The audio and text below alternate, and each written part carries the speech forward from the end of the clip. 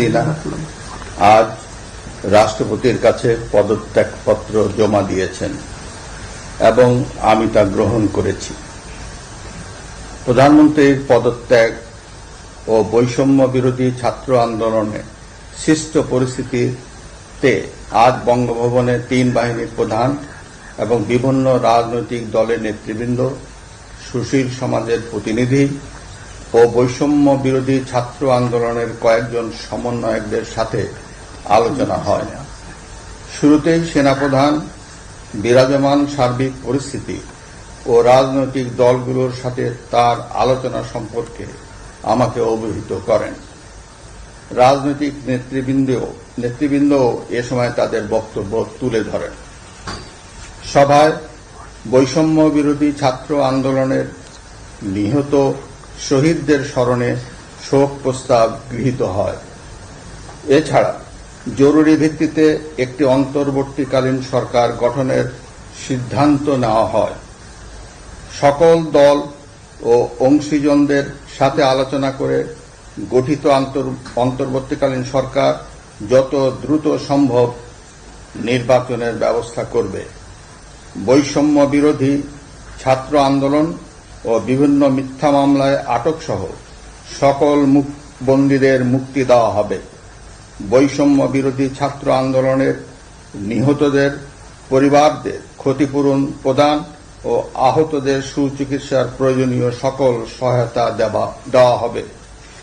সর্বসম্মতিক্রমে বিএনপির চেয়ারপারসন বেগম খালেদা জিয়াকে মুক্তি দেওয়ার সিদ্ধান্ত নেওয়া হয়। প্রিয় দেশবাসী, আমি দেশের আইন শৃঙ্খলা পরিস্থিতি স্বাভাবিক করতে এবং লুপ্তরাজ ও ধ্বংসাত্মক কর্মকাণ্ড বন্ধ করতে রাজনৈতিক দলগুলোর প্রতি আহ্বান জানাচ্ছি। জনগণের জানমাল ও রাষ্ট্রীয় সম্পদ রক্ষায় সশস্ত্র বাহিনীকে কঠোর পদক্ষেপ নেওয়ার নির্দেশ প্রদান করছি। সাম্প্রদায়িক সম্প্রীতি ও সংখ্যালঘুদের নিরাপত্তা নিশ্চিত করতে এবং সরকারি সম্পত্তি রক্ষায় সকলকে এগিয়ে আসার আহ্বান জানাচ্ছি। দেশের অর্থনীতি, প্রশাসন ও শিল্প কলকারখানা চালু রাখার লক্ষ্যে সকলকে কার্যকর ভূমিকা রাখার আহ্বান জানাই।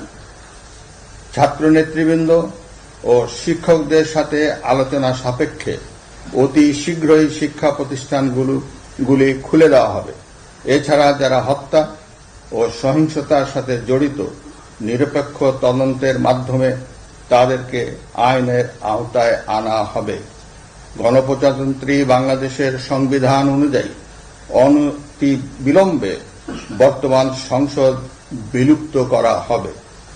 দেশের সকল অফিস আদালত আগামীকাল থেকেই স্বাভাবিকভাবেই চলবে।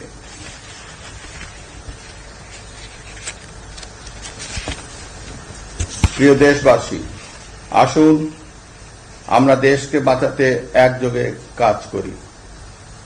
পারস্পরিক হিংসা বিদ্বেষ ভুলে ও প্রতিহিংসার ঊর্ধ্বে উঠে দেশকে এগিয়ে নিতে নিজ নিজ অবস্থান থেকে ভূমিকা রাখার জন্য আমি বিনয়ের সাথে আপনাদের প্রতি অনুরোধ করছি। একটি সুন্দর ও সোনালী ভবিষ্যতের প্রত্যাশায় আমরা এগিয়ে যাব